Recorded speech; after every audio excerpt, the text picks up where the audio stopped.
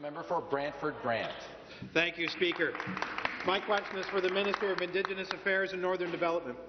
The carbon tax is making everything more expensive for everyone in this province, especially in northern and Indigenous communities.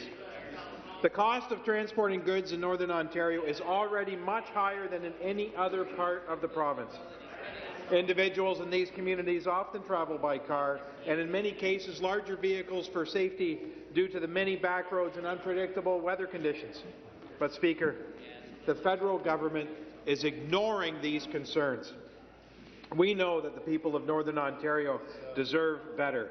Speaker, can the minister please explain more about the negative impact that the federal carbon tax is having on the quality of life for the people in Northern Ontario? Thank you. The parliamentary assistant member for Thunder Bay Atikokan. Thank you, Mr. Speaker, and thank you to the member from Brantford-Brant for that question. Mr. Speaker, the member from Kiiwetinoong often discusses the price difference in groceries between more populated communities in the north, such as Sioux Lookout, and the price of groceries in Sandy Lake First Nation. He notes that the price of chicken is often 6 times higher in Sandy Lake than it is in Sioux Lookout. A 2022 report from the Office of the Auditor General of Canada concluded that Indigenous groups are disproportionately burdened by carbon pricing. This is before you factor in the harsh impacts of inflation that are disproportionately felt in remote communities and only being made worse by the carbon tax. Mr. Speaker, we know that the carbon tax is affecting the price of groceries and the supply chain.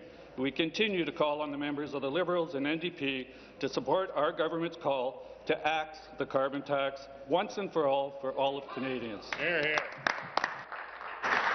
The supplementary question. Thank you, Speaker, and thank you to the parliamentary assistant for the response. Unlike other parts of the province, the North faces unique barriers regarding fuel costs that need to be understood and respected. But, Speaker, it's clear that neither the federal government nor the NDP or the Liberals care about the dire economic impact the carbon tax has on individuals and families in Northern Ontario. Our government recognizes that this regressive and punitive tax is negatively affecting people in these communities as they are hit hardest at the gas pumps and at the grocery stores. That's why we will continue to support them and call on the federal government to eliminate the costly carbon tax. Speaker, can the parliamentary assistant elaborate on the detrimental effects that the carbon tax is having on the people, communities, and businesses in the North? Thank you. Member for Thunder Bay Atikokan. Thank you, Speaker. The member from Orleans often talks about how if everyone just got a heat pump and used electricity to power their homes, they would be better off. Is the member from Orleans and the Liberal Party not aware that the dozens of remote and isolated communities rely on diesel fuel and that heat pumps will not work in communities in Northern Ontario as temperatures exceed -20? Our government is hard at work to get Indigenous communities off diesel and onto our clean provincial power grid. But in the meantime, Northerners and Indigenous communities are forced to pay more to heat their homes and to gas up their vehicles because of the burdensome Trudeau carbon tax.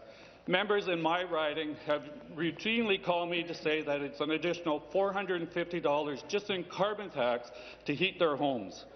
We continue to call on the members opposite to support us in calling on the federal government to axe the carbon tax to make life more affordable for Northerners and First Nations people so that we don't need to choose between heating and eating. Hear, hear.